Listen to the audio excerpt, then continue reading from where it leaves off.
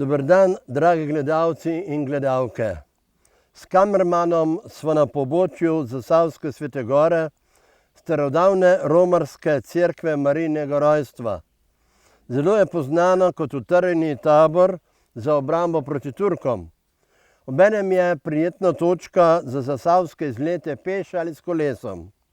Ob njenih slikah pa se bomo podali na pot z egiptovskim Jožefom.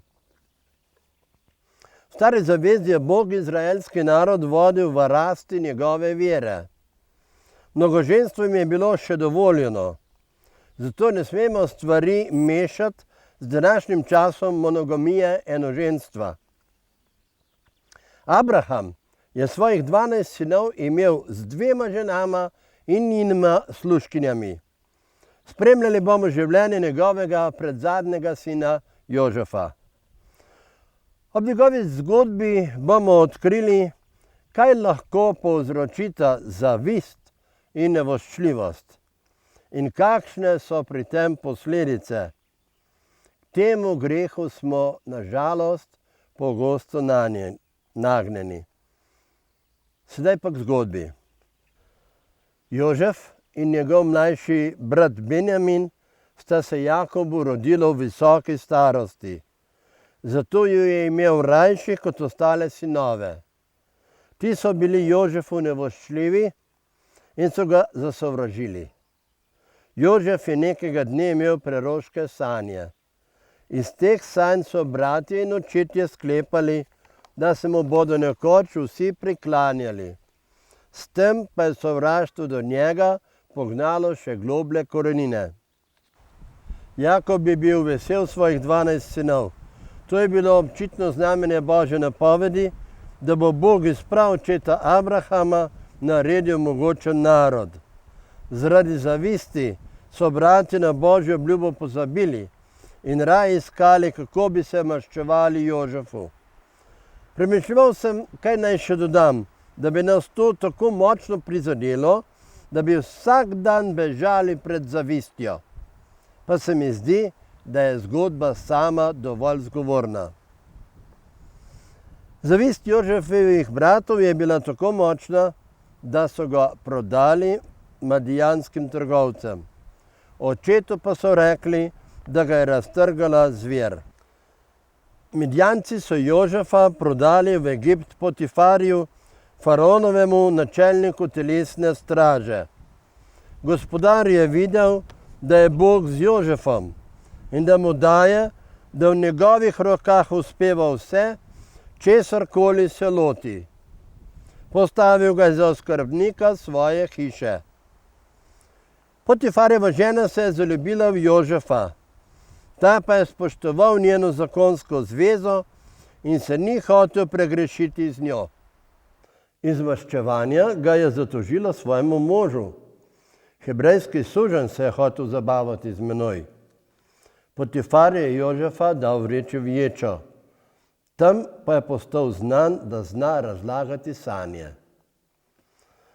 Nekega dne tudi faraon sanjal, a mu nihče ni znal njegovih sanj razložiti. Povedali so mu, da je Jožef v teh stvareh zelo spreten.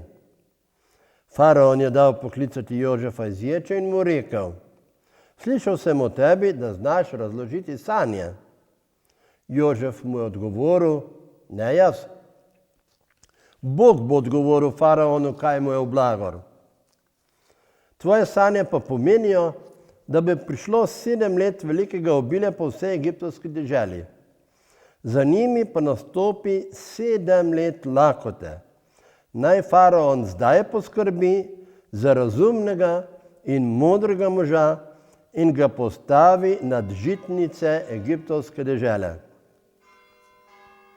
Zaradi teh besed je faraon Jožefu zaupal in ga postavil za poglavarja vsej egiptovski deželi.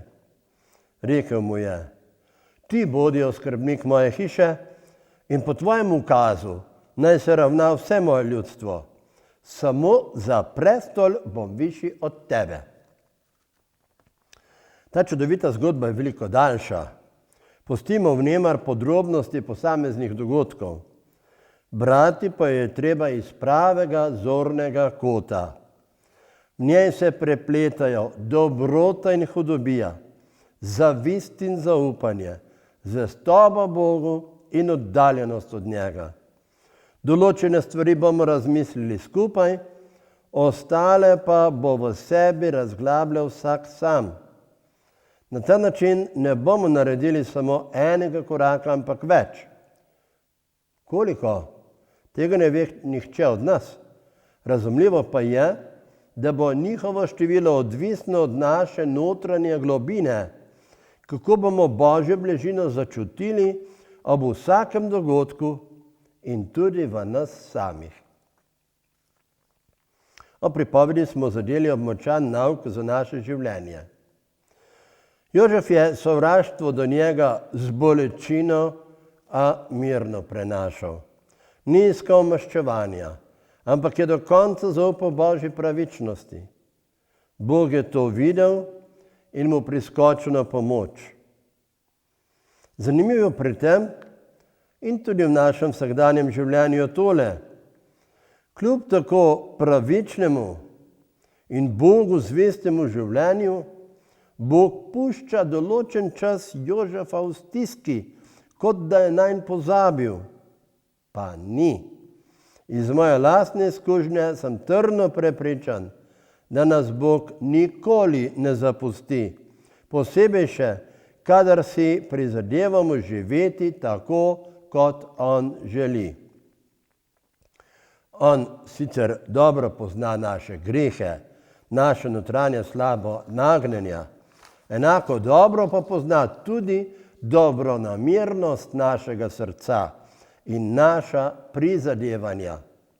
Takrat, ko imaš občutek, da je od tebe najbolj oddaljen, je najbolj ob tebi. To prepričanje in ta zavest ni pomembna samo za našo vero, ampak nas krepi tudi v najhujših stiskah, še najbolj, če smo na robu obupa.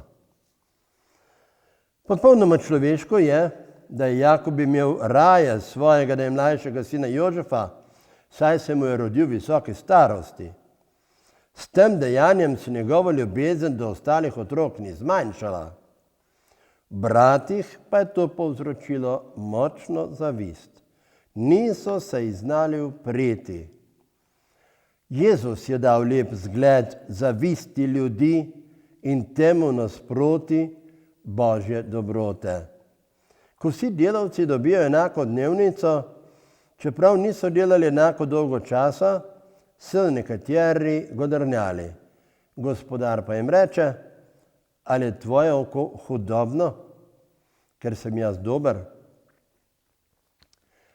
Namesto besed za nasvidenje bomo napravili še en korak ob razmišljanju Jezusovih besed, ki se nanašajo na Jožefove brate, kot tudi na nas.